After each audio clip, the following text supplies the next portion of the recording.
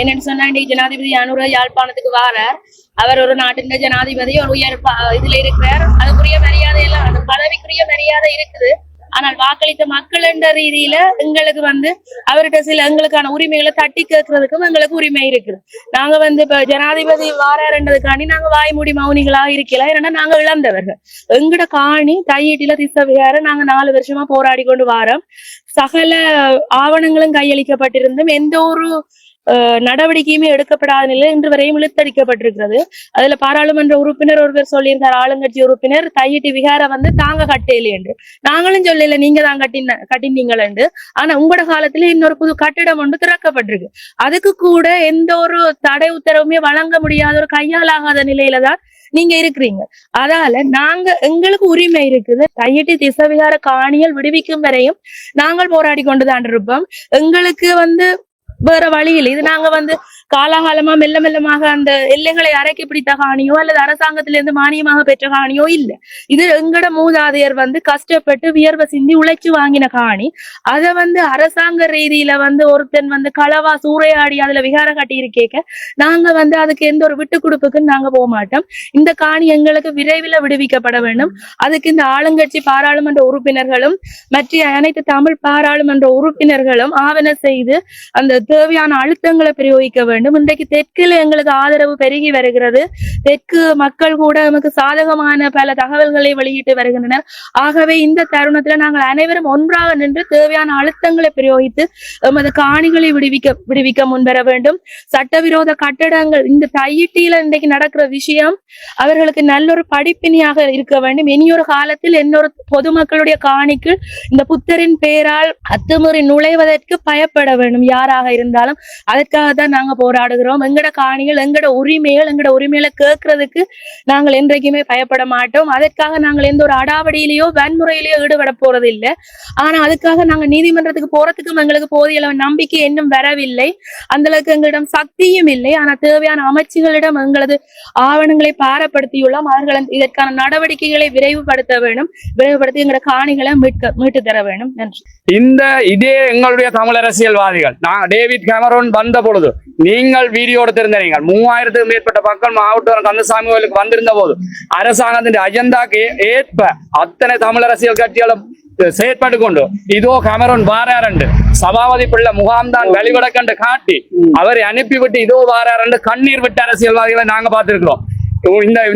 இந்த காணிகள் விடுவிக்கிறது எப்போ விடுவிச்சிருக்கலாம். இவர்கள் காலத்தை பிழைக்க விட்ட, அதாவது மைத்திரி சிறிசேனா அவருடைய காலத்துல இதுல நிறைய ஏக்கர் காணி விடப்பட்டது. நாங்கள் அங்கே ராமநாயர்கிட்ட கேட்டோம். அவர் சொன்னா நீங்க விஜயாலாவோட நிக்கிறீங்கள. அப்படி நாங்க அப்ப சொல்றோம் இது ஒரு நல்ல சந்தர்ப்பம், கடைசி நேரம் என்று நாங்க அழுதோம், போய் கேட்டோம். ஆனா நீங்க விடுவிக்கல. இப்ப திருப்பவும் நாங்க இப்பவும் கேட்டுக்கொண்டிருக்கிறோம். இது ஒரு நல்ல காலம். ஆகவே நீங்கள் அரசியல் செய்து இந்த பாதைகளை குழப்பாதீங்க. உண்மையிலே அது இப்ப நாங்க மக்கள் சொல்றோம் 6 மணிக்கு அது வளமைய எந்த பாதையும் வெளிவா இந்த உயர் பாதுகாப்பு நிலையத்துல முதல் அப்படி விடுவான், பிறகு 6 மணில இருந்து 9 மணி ஆக்குவான், பிறகும் கூப்பிட்டு கேட்பான் உங்களுக்கு பாதுகாப்பு பிரச்சனை இல்லைன்னா இரவு விடுவான். அப்ப இப்ப இந்த படிப்படியா விறகங்களை வாக்குறுதி இருக்கிறாங்க. நாங்க திருப்ப நாங்க கேட்கிறோம். இவைய குழப்ப வரையே இல்லை. நாங்க இவையோட சேர்ந்து நாங்க ஆளுநரை எல்லாம் சந்திச்சிருக்கிறோம். நாங்க சொல்றோம் இந்த இடத்துல ராணுவத்தை சீண்டியோ நாங்க நேரடியா சொல்றோம். நாங்க ராணுவம் சார்பா இல்ல அரசியல் நீங்க சீண்டி அரசியல் செய்ய வேண்டாம். இதை நீங்க பிரஸ் கிளப்ல வச்சிருக்கலாம், இல்ல ஜனாதிபதி வாரார் அங்க வச்சிருக்கலாம். ஆனா இங்க நீங்கள் இந்த பாதையை பூட்டினா நாங்க மக்கள் எதிர்த்து போராடுவோம். அது யாரா இருந்தாலும் போராடுவோம். ஏனென்றா எங்களுக்கு இந்த வழிகள் தெரியும். எங்களை நீங்க இதுவரைக்கு இந்த அரசியல்வாதிகள் சரியா செயற்பட்டு இருந்தா இந்த பாதை எங்களுக்கு வடிவா தெரியும். இந்த விமான நிலையம் பாதை மாத்தி இருக்கிறீர்கள். மக்களுடைய காணிக்குள்ள கொண்டு போய் நீங்க டாக்ஸிவே போட்டிருக்கிறீங்க. ராணுவத்தோட ஏர்போர்ஸோட போராட சொன்னா நாங்கள் எந்த நாட்டுக்கும் இந்த பாதையை நாங்க கொடுக்கல. நாங்க போராட நீங்க என்ன செய்கிறீங்க? உயர் பாதுகாப்பு நிலையத்துல மக்கள்கிட்ட காணியை பிடிச்சு இந்த விமானத்தோட பேரை மாத்தி அதே வாசலை மாத்தி மக்கள்கிட்ட காணியை பிடிச்சுக்க. எங்களுக்கு ஒரு இன்டர்நேஷனல் ஏர்போர்ட் தேவை. நாட்டு சுத்தி இருக்கிற இந்த சிவத்தம்மன் விவசாயம் செய்கிற மண்ணுக்குள்ள வசாவிலான் வரைக்கும் கொண்டு போய் ஏர்போர்ட் போட்டு எல்லாம் செய்யலாம். இதுக்கு இடங்கள் இருக்கு. இப்போ நீங்க ஒவ்வொரு இந்தியாவினுடைய ஒவ்வொரு கம்பெனிக்கு காணியை சுவீகரிக்கிறாங்க நினைக்கிறீங்க. மக்களை பேக்காட்டி இங்க பிறக்காத பிள்ளைகள் வயசு போனவர்களை ஏமாத்தி காணியை சுவீகரிக்கிறாங்க. இங்க இருக்கிற பொறுப்பு வாய்ந்த அதிகாரிகள் எல்லாரும் செயற்பட்டு கொண்டிருக்கணும்ன்றதை நாங்க தெளிவா வழங்கி இருக்கிறோம். அதுக்கு நாங்க எப்போதும் விட மாட்டோம். இதுல பிரச்சனை இல்லை. எங்களுக்கு இதை விடாட்டாலும் பரவாயில்ல.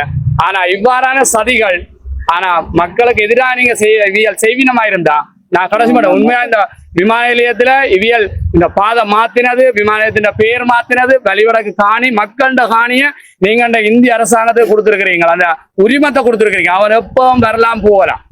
இந்தோனேசியா போட்டு விடுங்க அப்ப துபாய்க்கு ஒரு 6 மாசம் தாரம் ஒரு துபாய்க்கு ஒரு ஃபிளைட் விடுங்க பாப்பா. இல்ல ஆக நீங்க இப்போ என்ன செய்யறீங்களா, இந்த மக்கள் துன்பப்படுறதுக்கு இவ்வளவு காணிகள் அவன் நாங்க கேட்டுக்கொண்டுதான் இருக்கிறோம். நாங்க போராடி கொண்டு ஒவ்வொரு முறையும் போராடுறோம். எவ்வளவு எங்களுக்கு அச்சுறுத்தல் இருக்கு. நான் ஒரு அரசாங்க உத்தியோகத்தர், வழக்கு இருக்கக்கூடாது, கேஸ் இருக்கக்கூடாது, இருந்தாலும் நாங்க எங்கள்ட உரிமை போய் போராடி கொண்டிருக்கிறோம். ஆனா தயவு செய்து இந்த ஊடகங்களுக்கு கேட்டுக்கொள்றோம், நீங்க அந்த பிரச்சனையை வடிவா தெரியப்படுத்துங்கோ, ஜனாதிபதிக்கு தெரியப்படுத்துங்கோ. அரசியல்வாதிகள் தங்களுடைய பிள்ளைகளை அமெரிக்காவில லண்டன்ல படிக்க வைக்கிறதும், கொழும்புல தாங்கள் சொகுசா வாழ்ந்து கொண்டு இது ஒரு பிழைப்பா வச்சுக்கொண்டு இப்ப பேசாம இருப்பினோம். இனி மாவீரர் தினம் வந்த உடனே மாவீரர் பிள்ளைகள் அழுவினோம், திரிவந்த தினம் வந்த உடனே ஒரு ஆள் அங்கால சிலையை வச்சிருப்பார், ஒருவர் வந்த. இந்த அரசியல் செய்யாங்க விளங்குதா? இந்த மண்ணுக்காக இறந்தது எல்லாம் ஏழை மக்கள் விளங்குதா? அப்ப அந்த ஏழை மக்கள் இப்ப என்ன செய்யணும்? அவர் நல்ல ஆட்சி வந்திருக்கு. இப்ப நீங்க ஏன்னா ஒரு சட்ட ரீதியாக இந்த அரசியல் கட்சிகள் ஒரு முடிவெடுக்கணும் பார்ப்போம். கோப்பாவில் இருக்கிற துயிலுமில்லத்தை விடட்டும், இல்ல ஒரு எதுவும் இல்லை. ஆனா திருப்பி நீங்க எப்ப வருவீங்க? மாவீர தினம் வரைக்குள்ள உங்களோட அரசியல் நாங்க தயவு செய்து கேட்டுக்கொள்றோம். இந்த வழிவடக்க வச்சு இனி யாரும் அரசியல் செய்ய நாங்க விட மாட்டோம். இதுல காலங்காலமா நீங்க இந்த வழிவடக்க வச்சுதான் பல பாராளுமன்றத்துக்கு எம்பிகள் வந்தவ. நாங்க இனி மக்கள் சார்பா நாங்க பரவாயில்ல, இந்த காணி விடாட்டாலும் பரவாயில்ல, வீதி விடாட்டாலும் பரவாயில்ல. ஆனா இதுல கொஞ்சம் ஒவ்வொரு போயாக்கும் போடுறாடுற மாதிரி இங்க விட மாட்டோம். அதை நாங்க தெளிவோம். நாங்க வேற இவங்களோட அரசியல் கட்சியோட நாங்க எந்த கொழுவலுக்கும் வரையில. வீடியோ பார்க்குற எல்லாரும் லைக் பண்ணுங்க, ஷேர் பண்ணுங்க, மறக்காம சப்ஸ்கிரைப் பண்ணுங்க.